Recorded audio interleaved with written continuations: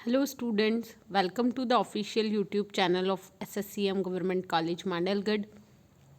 हमने last video में समसीमांत उपयोगिता नियम का अध्ययन किया था। तो उस नियम की कुछ आलोचनाएं थी जिस कारण उस नियम की आधुनिक व्याख्या की गई। तो इस वीडियो में हम समसीमांत उपयोगिता नियम की आधुनिक व्याख्या, उसका महत्व और नियम की आलोचनाओं का अध्ययन करेंगे। समसीमांत उपयोगिता नियम से क्या आशय था कि यदि उपभोक्ता के पास कोई एक ऐसी वस्तु है जिसे वह विभिन्न प्रयोगों में प्रयोग कर सकता है, तो वह विभिन्न प्रयोगों में इस प्रकार प्रयोग करे कि सबसे प्राप्त अंतिम सीमांत उपयोगिता क्या हो, समान हो। इसीलिए इसे क्या कहा जाता है, समसीमांत उपयोगिता नियम।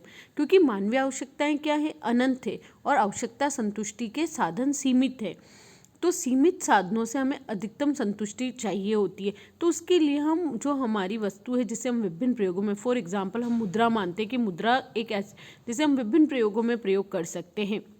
तो हम इस प्रकार प्रयोग करते हैं कि सभी से प्राप्त होने वाली अंतिम सीमांत उपयोगिता क्या हो, समान हो। लेकिन जो हमने समसीमांत उपयोगिता नियम या प्रतिस्थापन के नियम की व्याख्या देखी थी, उसमें हमने सभी वस्तुओं के मूल्य को समान माना था। यानी हमने माना था कि मुद्रा की जो सीमांत उपयोगिता है वो क्या होती है, स्थिर होती है। जैसे हमने एग्जाम्पल लिया था गेहूं और कपड़े का, तो गेहूं और कपड़े दोनों के मूल्य को हमने समान माना था। लेकिन वास्तविक जीवन में ऐसा नहीं होता, सभी वस्तुओं का मूल्य अलग अलग होता है। तो इसीलिए इस नियम की आधुनिक व्याख्या की गई है।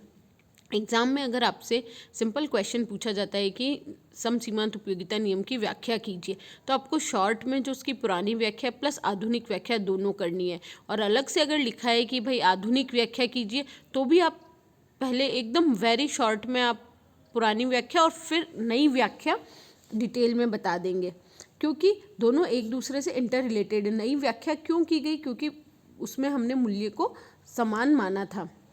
तो आधुनिक अर्थशास्त्री प्रोफेसर बॉल्डिंग ने मार्शल के उपयोगिता विश्लेषण की कमियों को दूर कर इस नियम को आधुनिक रूप में प्रस्तुत किया है। प्रोफेसर बॉल्डिंग के अनुसार मुद्रा की सीमांत उपयोगिता स्थिर नहीं रहती है। प्रत्येक वस्तु एक दूसरे से स्वतंत्र न होकर स्थानापन्न या पूरक हो सकती है। हमने नियम की जो मान्यताएं पढ़ी थी उसमें हमने माना था कि मुद्रा की सीमांत उपयोगिता स्थिर रहती है, लेकिन वास्तविक जीवन में ऐसा नहीं होता है। प्रत्येक वस्तु एक दूसरे से स्वतंत्र होगी, लेकिन स्वतंत्र नहीं होती, कहीं ना कहीं वो किसी की स्थानापन्न है या पूरक है। जैसे गेहूं की स्थानापन्न वस्तु हम बोले कि दाल है, गेहूं की स्थानापन्न वस्तु चावल है, मक्का है, जौ है, तो ये कहलाती स्थाना। ये दो वर्ड्स आपके बार बार यूज आएंगे, आपको इन दोनों का अर्थ पता होना चाहिए। फर्स्ट है स्थानापन्न वस्तुएं, जिसको इंग्लिश में सब्सटीट्यूट गुड कहा जाता है। तो मैं इस वीडियो में आपको ये भी बता देती हूँ, सब्सटीट्यूट गुड या स्थानापन्न वस्तुएं वे वस्तुएं होती हैं जिन्हें हम एक के स्थान पर दूसरे को प्रयोग करते हैं। फॉर एग्जांपल चाय कॉफ़ी हो गया, गेहूँ चावल। याद रखिएगा ये कहलाती है स्थानापन्न या सब्सटीट्यूट, कि आप एक से दूसरे को सब्सटीट्यूट कर सकते हो। पूरक वस्तुओं को इंग्लिश में बोला जाता है कॉम्प्लीमेंट्री गुड्स। पूरक वस्तुएं वे वस्तुएं होती है जो एक साथ प्रयोग में लाई जाती है। अगर एक के बिना दूसरे का, जैसे कार और पेट्रोल हो गया, पेन और स्याही। तो आपको ये एग्जाम्पल ध्यान में रखने हैं। 2 मार्क्स में भी क्वेश्चन पूछा जाता है कि स्थानापन्न वस्तुओं से आप क्या समझते हैं। तो स्थानापन्न वस्तुएं वे वस्तुएं होती है जो एक के स्थान पर दूसरे को प्रयोग कर सकते हैं, और पूरक वस्तुएं वे वस्तुएं होती है जो एक साथ प्रयोग में लाई जाती हैं। दोनों के उदाहरण आप बता देंगे। प्रत्येक वस्तु का मूल्य एक समान न होकर अलग अलग होता है। तो आधुनिक अर्थशास्त्रियों ने उपभोक्ता को समान संतुष्टि या अधिकतम संतुष्टि हेतु हमको, जो हम एंड में अभी हमने जो लास्ट जो इसकी पुरानी व्याख्या देखी थी उसमें क्या था, गेहूं और कपड़े दोनों की जैसे 6 रुपये थे, तो 5वीं और 6ठी इकाई दोनों से प्राप्त उपयोगिता 25-25 थी। और तो हमने क्या मान लिया कि इसकी 4 इकाई और इसकी 2 इकाई का उपभोग करेगा। लेकिन अब हम जो सीमांत उपयोगिता होगी उसको divided by price of the commodity करेंगे, क्योंकि सभी वस्तुओं का मूल्य समान नहीं है। तो आपका जो इक्विलिब्रियम पॉइंट होगा, संतुष्टि का बिंदु, वो कैसे डिसाइड होगा, एक्स वस्तु की सीमांत उपयोगिता डिवाइडेड बाय एक्स वस्तु का मूल्य, वाई वस्तु की सीमांत उपयोगिता डिवाइडेड बाय वाई वस्तु का मूल्य, जेड वस्तु की सीमांत उपयोगिता डिवाइडेड बाय जेड वस्तु का मूल्य। इसे हम इंग्लिश में से marginal utility of X divided by price of X equal to marginal utility of Y divided by price of Y marginal utility of Z. और अधिक वस्तुएं, कोई लिमिट नहीं है कि 3 है वस्तुएं, 4 है, 5 है, कितनी भी हो सकती है। तो और जो पुरानी व्याख्या थी उसमें सिर्फ था कि marginal utility of X equals to marginal utility of Y equals to marginal, उसमें हम divided by price of X, price of Y और प्राइस ऑफ जेड नहीं कर रहे थे। तो यही अंतर है पुरानी व्याख्या और आधुनिक व्याख्या में। आपको ये फॉर्मूला लिखना है, marginal utility of X divided by price of X, marginal utility of Y divided by price of Y equals to marginal utility of Z divided by price of Z. अब आपके दो कॉम्बिनेशन बन रहे हैं जिसमें ये इक्वेशन फुलफिल हो रही है। Marginal utility of X divided by price of x करने पे भी 9 आ रहा है, ये भी 9 आ रहा है, ये भी 9 आ रहा है, और नीचे वाले में भी सेम आ रहा है। लेकिन हमें दूसरी कंडीशन भी देखनी है कि हमारे पास जो साधन है वह सीमित है, हमें सीमित साधनों से अधिकतम संतुष्टि को प्राप्त करना है। तो सीमित साधन होने के कारण हम क्या करेंगे, साधन से भी मल्टीप्लाई करेंगे। For example quantity of X divided by price of multiplied by price of x, ये है ना, एक्स वस्तु की मात्रा मल्टीप्लाइड बाय एक्स वस्तु का मूल्य, वाई वस्तु की मात्रा मल्टीप्लाइड बाय वाई वस्तु का मूल्य, जेड वस्तु की मात्रा मल्टीप्लाइड बाय जेड वस्तु का मूल्य। इन तीनों की टोटल आपकी किसके बराबर होनी चाहिए, इनकम के बराबर होनी चाहिए दोनों। क्योंकि हम एग्जाम्पल जो लेंगे हम ये मान के चलते कि हमारे पास 100 रुपये, इन 100 रुपये से हमें अधिकतम संतुष्टि प्राप्त करनी है, तो दोनों कंडीशन फुलफिल होनी चाहिए। फर्स्ट कंडीशन क्या थी, marginal utility of X divided by price of X equals to marginal utility of Y, ये वाली कंडीशन। और सेकंड कंडीशन है आपकी कि जो आप क्वांटिटी आ रही है, जैसे एक्स की 4 इकाइयाँ, वाई की 3 इकाइयाँ, जेड की 2 इकाइयाँ, तो इन जैसे 4 इकाइयाँ आप खरीद रहे हो तो 4 इकाइयाँ प्लस एक्स वस्तु मल्टीप्लाइड बाय एक्स वस्तु का मूल्य। तो ये सेकंड कंडीशन, आपकी दोनों कंडीशंस फुलफिल होगी तभी उपभोक्ता क्या कहलाएगा, उपभोक्ता को हर वस्तु से प्राप्त उपयोगिता क्या होगी, समान होगी। इसको आप एक एग्जाम्पल से करेंगे, देखते हैं तो आपको बहुत अच्छे से समझ में आ जाएगा। आपको एग्जाम्पल दिया गया है कि माना कि एक उपभोक्ता है, उसके पास व्यय करने के लिए क्या है, 60 रुपीज़ है। आपको ये एग्जाम्पल में दिया गया है। इन्होंने 3 इकाइयाँ लिए, गेहूँ, कपड़ा और दाल। आप कुछ भी लिख सकते हैं, XYZ ABC या कोई नाम भी दे सकते हैं। अब कितने रुपीज़ है, 60 रुपीज़ है। अब आपको बोला गया है कि गेहूँ 9 रुपये प्रति इकाई है, यानी गेहूँ की 1 इकाई खरीदने के लिए यहाँ इकाइयाँ एक ही है ना। ये है जो, ये क्या है, मूल्य नहीं है, ये उस वस्तु से प्राप्त क्या है, सीमांत उपयोगिता है। दूसरी इकाई से 6 रुपये और तीसरी इकाई क्या है, 3 रुपये प्रति इकाई है। अब हमारे दो कंडीशन फुलफिल होनी चाहिए कि marginal utility of X divided by price of x और मार्जिनल यूटिलिटी ऑफ यानी गेहूं की सीमांत उपयोगिता बटेवा गेहूं का मूल्य, कपड़े की सीमांत उपयोगिता बटेवा कपड़े का मूल्य और दाल की सीमांत उपयोगिता बटेवा दाल का मूल्य। तो ये तीनों बराबर होने चाहिए, प्लस इन तीनों की जो भी हम इकाइयाँ खरीद रहे हैं वो कितने के अंदर आ जानी चाहिए, 60 रुपीज़ के। तो अब देखो, आप पहली कौन सी इकाई खरीदोगे, सबसे पहले सीमांत उपयोगिता अधिकतम किससे, 65, यानी आपके 9 रुपये यहाँ खर्च हो जाएंगे, है ना। फिर दूसरी भी आप किसकी खरीदोगे, 52, इससे ही सीमांत उपयोगिता अधिकतम मिल रही है ना। हमारा नियम क्या कहता है, जिससे अधिक सीमांत उपयोगिता प्राप्ति होगी पहली उसी पे खर्च करेंगे। तो फर्स्ट 65 पे, सेकंड 52 पे खर्च हो जाएगा आपका, फिर 40 पे खर्च होगा, फिर 36 पे, 40 के बाद आप 42 पे खर्च करोगे। यानी हम देखें तो नंबरिंग करें तो पहला 65, सेकंड 52, फिर 40, फिर 42, फिर 36, फिर 36, उसके बाद आपका 27, उसके बाद आपका 18, उसके बाद 15, यहाँ पे भी 15 है। तो हम देखेंगे कि किससे, क्योंकि हमारी दोनों कंडीशन फुलफिल होनी चाहिए। तो उपरोक्त तालिका से स्पष्ट है कि अधिकतम संतुष्टि प्राप्त करने हेतु हमें गेहूं की कितनी इकाइयाँ खरीदनी पड़ेगी, 4, कपड़े की 3 और दाल की 2 इकाइयाँ। क्योंकि अब यहाँ पे क्या होगा, हम क्या करेंगे, डिवाइड करके देखेंगे प्राइस से सीमांत उपयोगिता को। अब यहाँ 27 है आपकी, जैसे यहाँ चौथी इकाई से, तो 27 डिवाइडेड बाय 9, 27 डिवाइडेड बाय 9 और 8 होती है 27, 3 rupees. 18 divided by 6, 18 divided by 6 भी आपके 6 3 ज़ा 18 और 9 डिवाइडेड बाय 3, 3 3 ज़ा 9, बराबर आ रही है, तो फर्स्ट कंडीशन तो आपकी फुलफिल हो रही है। इससे भी प्राप्त सीमांत उपयोगिता 3 है, इसकी भी 3 है और इसकी भी 3 है, तो फर्स्ट कंडीशन तो हमारी फुलफिल हो रही है। ये देखिए 27/9 इक्वल टू 18/6 इक्वल टू 9/3, तीनों से 3 3 है। अब इनकम में देखें 27 पे इसकी 4 इकाइयाँ हैं, 1 इकाई 9 रुपये की है। ये देखिए 4 इकाइयाँ हैं, 1 इकाई कितनी है, 9 रुपये की है।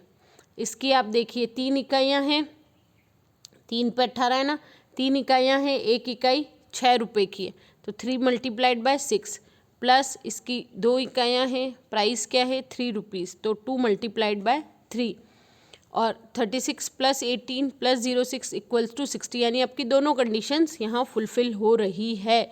तो हमारी दोनों जहाँ प्राप्त होगी और दोनों तो वो ही हम उतनी ही इकाइयों का क्रय करेंगे। तो हमें क्या हो रहा है, सीमित साधन है और उसमें भी हमें क्या मिल रही है, अधिकतम संतुष्टि मिल रही है।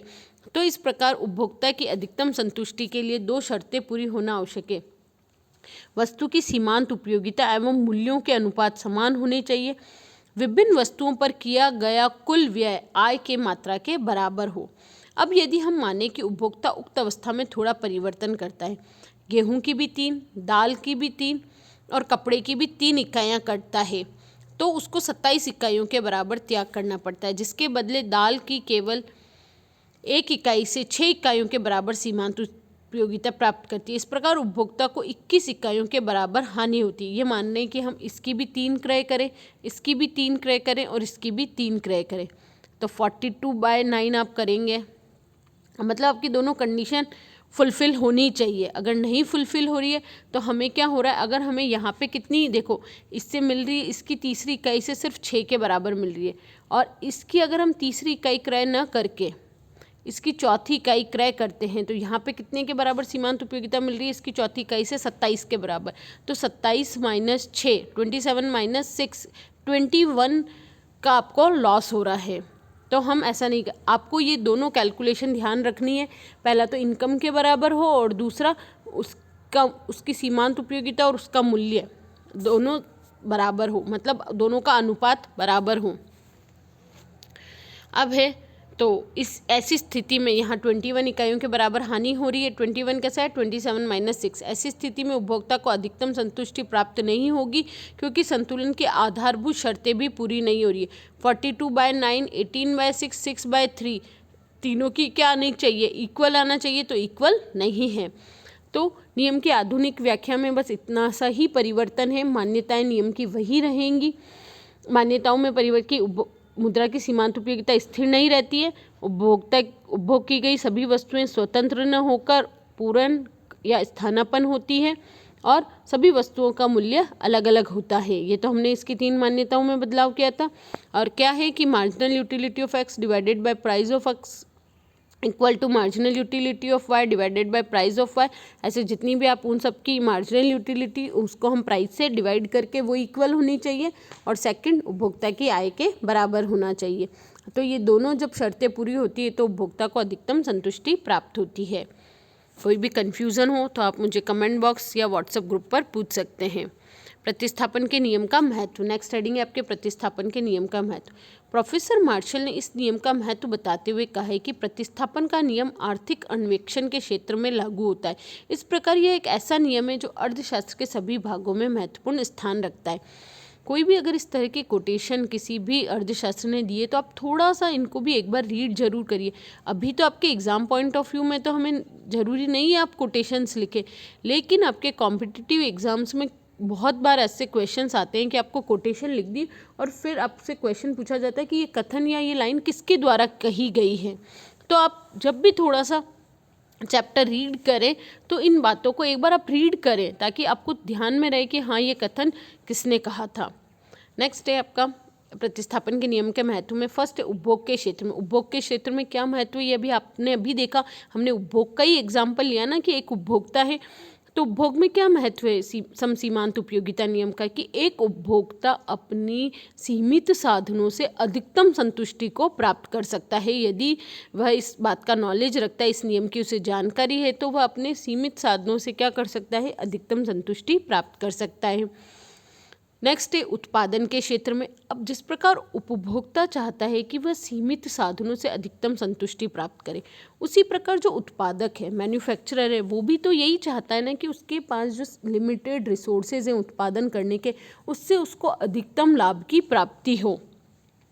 तो उत्पादक क्या करेगा, जो उत्पादन के साधन है उनसे जो सीमांत उपयोगिता, हर उत्पादन के, जैसे हम उपभोग की इकाई की सीमांत उपयोगिता निकालते हैं, उसी तरह उत्पादक भी उसके द्वारा जो उपभोग में, यानी उसके द्वारा वस्तुओं के उत्पादन में जो साधन प्रयोग किए जाते हैं, आपने पढ़े हों तो उत्पादन के 5 साधन होते हैं, पूंजी, श्रम, साहस। तो ये जो उत्पादन के साधन होते हैं, लैंड, लेबर, कैपिटल, ऑर्गेनाइजेशन, तो जो उत्पादन के जो साधन होते हैं उनकी जो सीमांत उपयोगिता है डिवाइडेड बाय आप उनको जो मूल्य प्रदान कर रहे हो, आप उत्पादन के किसी भी साधन को प्रयोग में लेते हैं तो उसके प्रयोग के बदले हमें मूल्य देना होता है, तो उनकी सीमांत उपयोगिता बराबर होनी चाहिए। जैसे आपको ध्यान गिवन है, ए साधन की सीमांत उपयोगिता बटेवा ए साधन का मूल्य बराबर बी साधन की सीमांत उपयोगिता डिवाइडेड बाय बी साधन का मूल्य। तो उत्पादन के क्षेत्र में भी उपभोक्ता क्या कर सकता है, इस नियम को अपनाकर अपने सीमित साधनों से अधिकतम लाभ को प्राप्त कर सकता है। इसी तरह विनिमय के क्षेत्र में भी, अब जैसे अगर हम ले कि वस्तु विनिमय है, या तो वस्तु विनिमय है या मुद्रा का विनिमय आप कर रहे हैं, तो हम उस तब तक विनिमय करेंगे जब तक कि दोनों इकाइयाँ, जैसे मैं गेहूं के बदले यदि चावल का विनिमय कर रही हूँ वस्तु विनिमय में अगर हम देखें, तो हम तब तक विनिमय करेंगे जब तक कि दोनों इकाइयों की अंतिम उपयोगिता, अंतिम सीमांत उपयोगिता क्या न हो जाए, समान न हो जाए। तो विनिमय के क्षेत्र में भी इस नियम का महत्व है। वितरण के क्षेत्र में, वितरण क्या होता है, जो हमारी राष्ट्रीय आय है, जो भारत की किसी भी देश की राष्ट्रीय आय है, वो उत्पादन के सभी साधनों में वितरित होती है, तो उन सभी साधनों में इस प्रकार वितरित की जाए कि उनकी सीमांत उपयोगिता क्या हो, समान हो।